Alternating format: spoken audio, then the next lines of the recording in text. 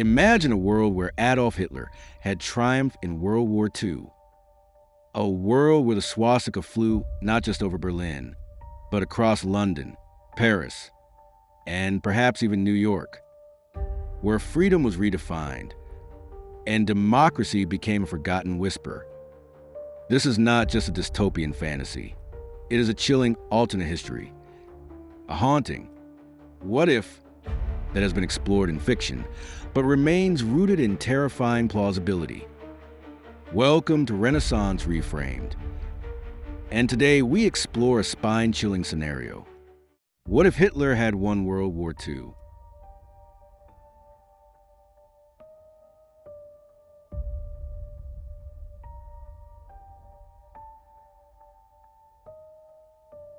To imagine this alternate future, we must first find a point of divergence, the moment where history bends.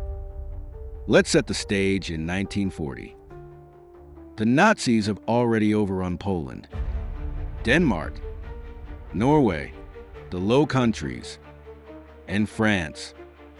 But in real history, Hitler's Operation Sea Lion, his planned invasion of Britain, failed due to the Royal Air Force's resilience in the Battle of Britain.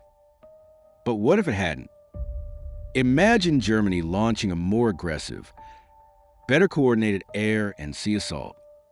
Imagine the Luftwaffe gaining air superiority and Nazi forces storming across the English Channel. Winston Churchill either assassinated or exiled. King George VI forced to flee to Canada. London becomes a puppet capital under Nazi control. Now, the entire Western Europe falls into the iron grip of the Reich.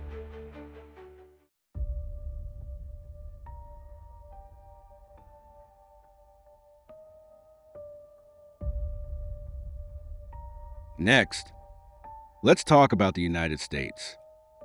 What if Japan never bombed Pearl Harbor in 1941? Or what if isolationist sentiment in America stayed strong? Without American industrial might, the Allies lacked tanks, planes, and boots on the ground. Europe remains under Axis control.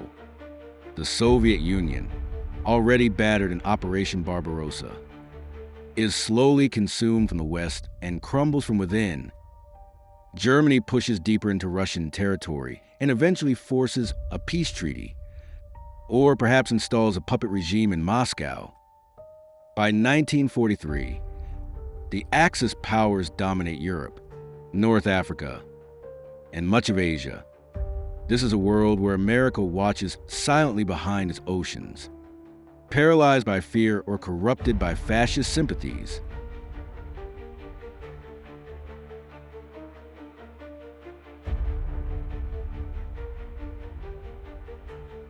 With the world subdued, Hitler begins shaping the globe in his image. Europe becomes a continental empire known as the Greater Germanic Reich. The Eiffel Tower bears Nazi banners. Swastikas are etched into the very architecture of Rome and Athens. German becomes the official language across much of Europe. Racial policies intensify. The final solution is completed. Millions more are exterminated in Eastern Europe. Slavic people are enslaved or displaced. African colonies are retaken and brutalized under European fascist regimes. Technology and science develop, but under horrific moral cost. Without ethical boundaries, Nazi scientists, some of them formerly restricted, pursue eugenics, human cloning, chemical warfare, and mind control programs. Some speculate the Nazi regime could have reached space by the 1960s, or even developed nuclear weapons sooner. Culture is cleansed. Books, music, art, anything degenerate is destroyed. Picasso? Gone. Jazz? Forbidden. Philosophers who preach individualism or freedom erased from memory. History itself is rewritten.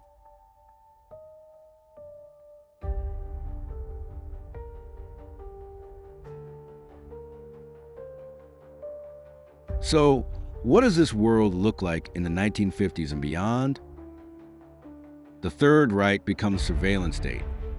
Think of a cross between Orwell's 1984 and North Korea, but with global reach.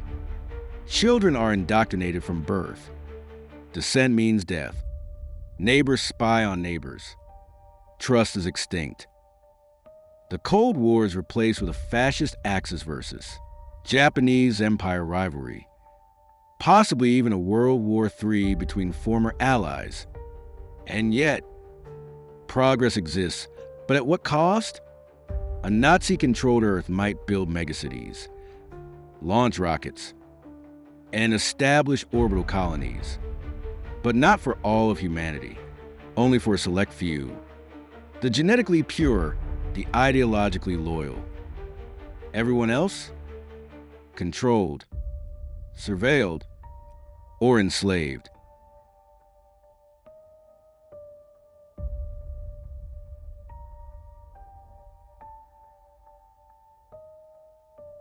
Would there be resistance? Absolutely.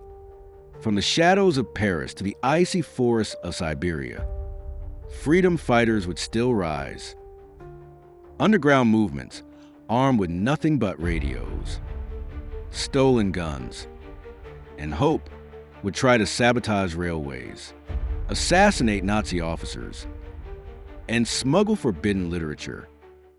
Maybe America, once neutral, awakens, a generation raised in comfort, shocked by global tyranny, decides to rise. A second American Revolution, launched to liberate the old world. Maybe the Nazi regime collapses from within, as all empires eventually do. History teaches us.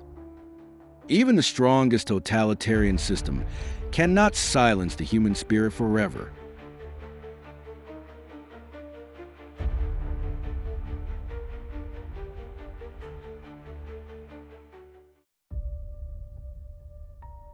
This alternate timeline is dark, unimaginably dark, but exploring it serves a vital purpose. It helps us understand how close the world came to losing everything: democracy, freedom, truth, humanity. It reminds us that history is inevitable. It is shaped by decisions of soldiers, of leaders, of ordinary people who stood up when it mattered most. The bravery of those who fought in World War II didn't just defeat Hitler's army. They prevented this chilling vision from becoming our reality.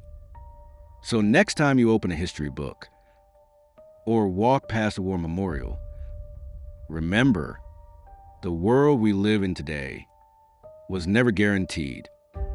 It was fought for. It was won by the courage of many and the failure of tyranny. Thank you for watching Renaissance Reframed.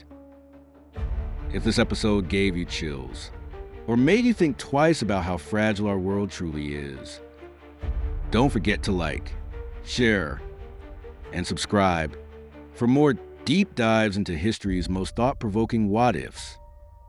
Drop your thoughts in the comments. Would resistance have triumphed? Or would the world have fallen forever? Until next time, keep questioning, keep reframing, and never stop exploring the roads not taken.